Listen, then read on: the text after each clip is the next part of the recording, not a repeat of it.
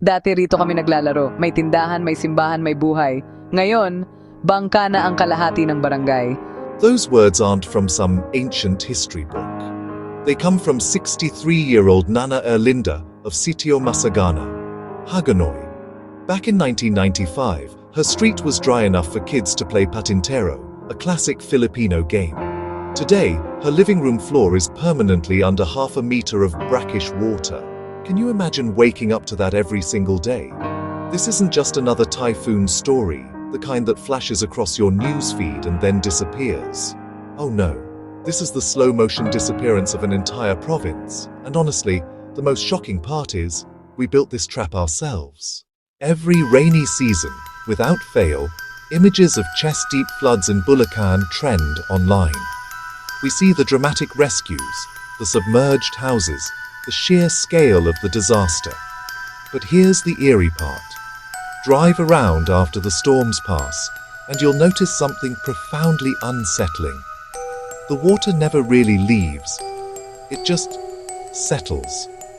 In Barangay Tibaguin, families now step down from their bamboo lofts straight into a lake that used to be sprawling rice fields. Meanwhile, in Kalumpit, fire trucks aren't just fighting fires, they're delivering potable water by boat, navigating streets that have become permanent waterways. It's a surreal sight, a constant reminder of a life profoundly altered. Official tallies say a staggering 75% of Bulacan's 1.5 million residents now live in flood-prone zones. That statistic might feel abstract, just a number on a page, until you realize what it actually means.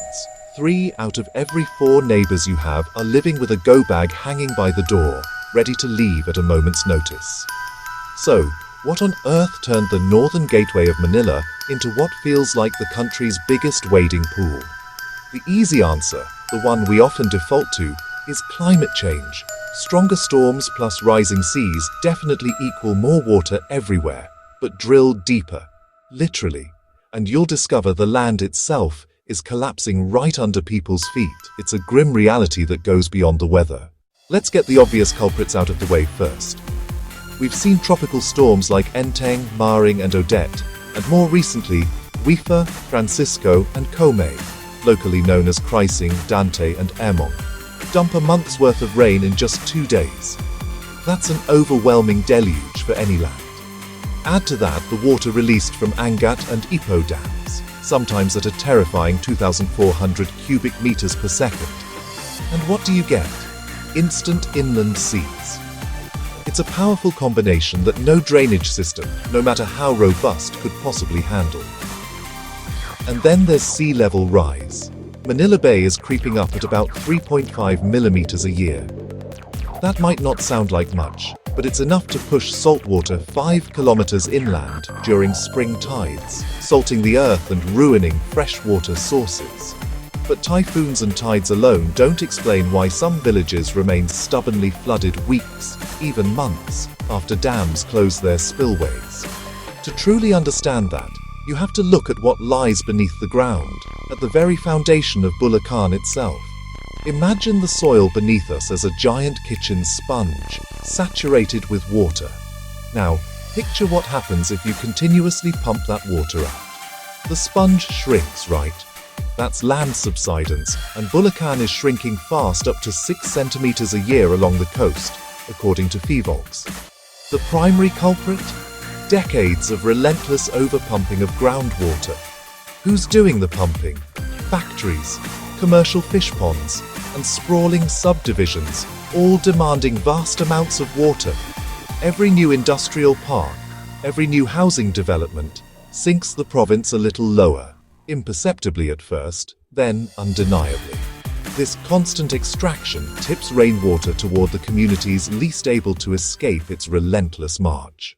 If nature set the tragic stage for Bulacan's plight, then humans, unfortunately, wrote the script and absolutely botched the props. Since 2010, the government has ostensibly spent more than 500 billion on flood control nationwide. In Bulacan alone, the Department of Public Works and Highways, or DPWH, proudly lists 47 completed projects, totaling a cool P18 billion. Sounds impressive, doesn't it? But hop on a bangka, a local boat, with Barangay Captain Totoy Gomez in Paombong. He'll show you a P96 million river wall that was declared finished in 2024, but shockingly exists only on paper. The concrete slope protection, missing. The crucial steel sheet piles, rusting idly on the riverbank. And the only thing actually holding back the water? A flimsy makeshift dike of sandbags and driftwood. It's a stark, infuriating testament to negligence. Senate hearings have unearthed this same disheartening pattern across the province. Substandard cement, undersized pipes, and the most egregious of all, ghost deliveries. One contractor, for example, allegedly billed the government for 1,400 cubic meters of riprap that turned out to be nothing more than hollow blocks stuffed with plastic. President Marcos Jr. himself has publicly criticized these ghost projects during inspections, highlighting the widespread corruption. The result of this systemic fraud: every new typhoon doesn't just bring rain, it peels back another layer of concrete, exposing the shortcuts, the greed, and the outright deception beneath. And without fail, every election cycle, the same politicians emerge, promising the same flood control utopia, only pricier this time. It's a vicious cycle that leaves residents literally and figuratively underwater. Ask residents who's to blame for this mess, and you'll hear a unified chorus, almost a lament. Sino pa? E di yung mga opisyal na kurakot. Who else but the corrupt officials? But naming names, truly pinning down responsibility, is a lot trickier than it sounds. The Senate Blue Ribbon Committee, after extensive investigations, has recommended plunder charges against 2 former congressmen and a DPWH district engineer. Yet all 3 deny wrongdoing and, in a twist that's all too common, remain in office. It's a frustrating dance of denial and inaction. When we tried to reach the contractor behind that infamous Ghost River wall, his staff conveniently claimed he was out of the country. This despite recent photos of him popping up at a groundbreaking event in Cavite. It's almost comical if it weren't so tragic. Meanwhile, the current provincial administration points fingers squarely at the national agencies. They argue, not without merit, that local governments only receive a meager 5% of the internal revenue allotment. Yet they're forced to shoulder 100% of the evacuation costs. It's a classic blame game, a never-ending cycle of finger-pointing between different levels of government. Round and round the blame goes, while the water keeps rising, indifferent to bureaucratic squabbles. Let's zoom in on the numbers that never quite make the screaming headlines, the ones that truly define this crisis.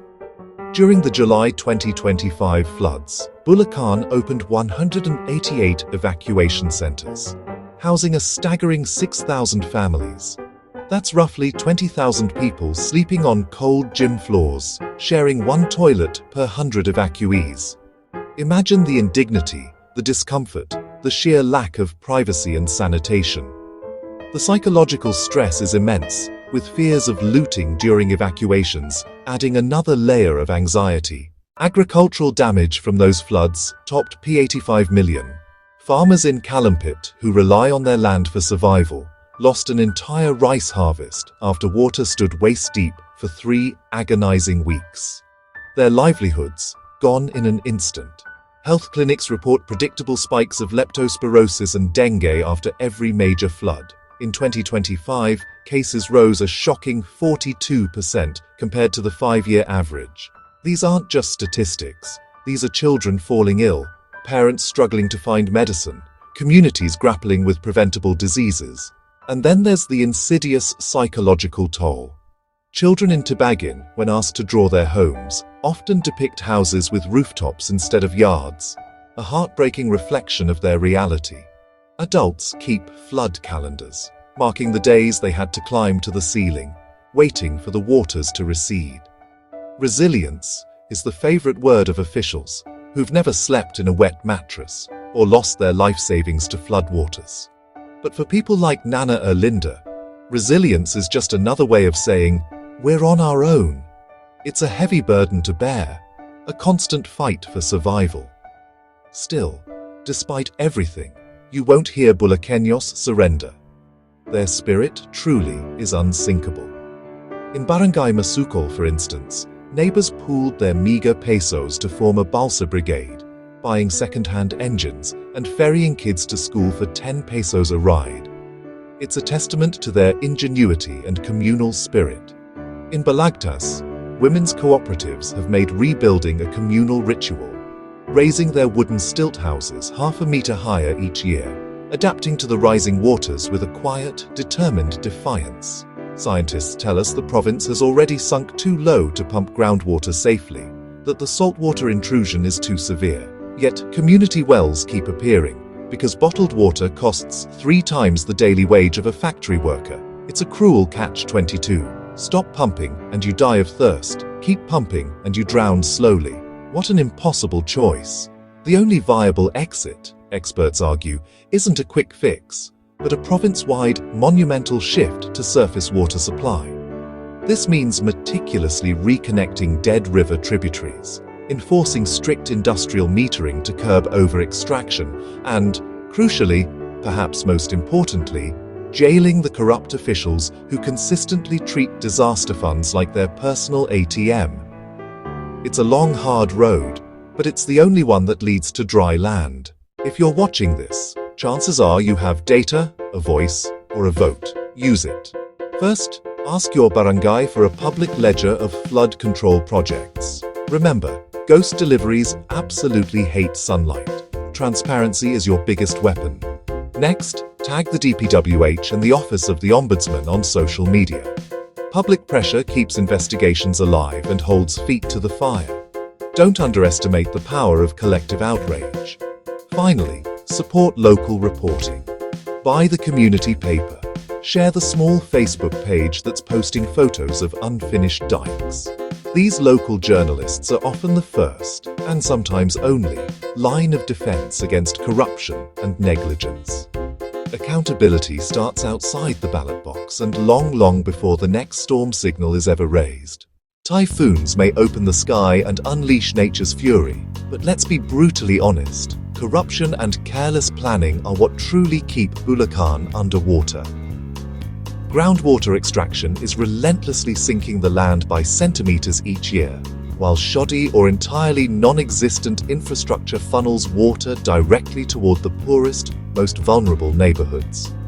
Billions in public funds have bought little more than leaky promises and concrete that crumbles at the first wave, literally washing away taxpayer money. Yet, the people adapt. They raise their houses, they share their boats, they teach their kids to swim before they can even read, because the alternative is disappearing entirely. If their incredible resilience doesn't move you to anger, if it doesn't stir something within you, then frankly, nothing will. Because while the land sinks, the spirit of the Bulaqueños refuses to drown. It's a powerful, inspiring defiance. But resilience should never, ever be an excuse for negligence. We must hold the people who signed off on those ghost projects to account. We must demand real solutions, or the next viral flood video might feature your hometown, and no one will remember it was ever dry.